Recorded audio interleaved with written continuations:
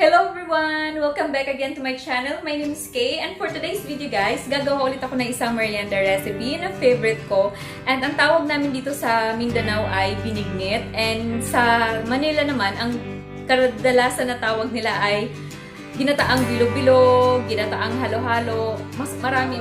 So hopefully, maging masarap yung recipe ko ngayon kahit hindi complete yung ingredients ko. Wala ako yung pearl na maliliit. Ang meron lang ako dito ngayon ay glutinous rice flour na gagamitin ko para sa bilo-bilo. Meron akong in-can na gata. Hopefully, maging masarap po siya. First time ko to siyang i-try kasi wala akong mabinhan na fresh gata. And then, meron akong saging na sabá. Gagamit ako dito siguro mga hanggang 6 na peraso kasi favorite ko yung saging. And also, meron akong nabili na kamote. So, ang maganda sana kung yung merong kulay na purple para parang maganda sa picture kasi wala. Masarap din siguro to, I'm not sure. And then, meron din akong nabili na langka para mas may flavor yung ginataan. Really excited guys na magluto. I'll see you!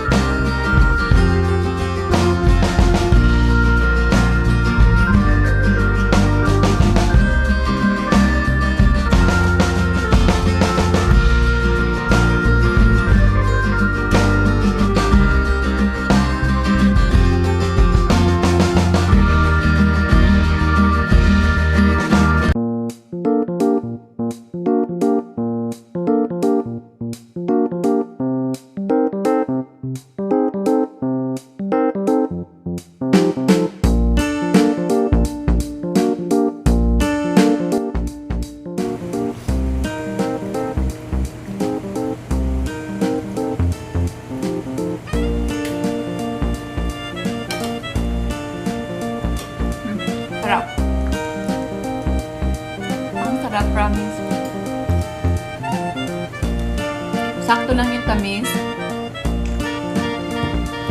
Sakto lang yung gata. Masarap din yung gata na in can. Kaso wala rin nagkaiba halos sa kung pure ang gata. Tapos yung kamote, masarap din siya. Overall, masarap.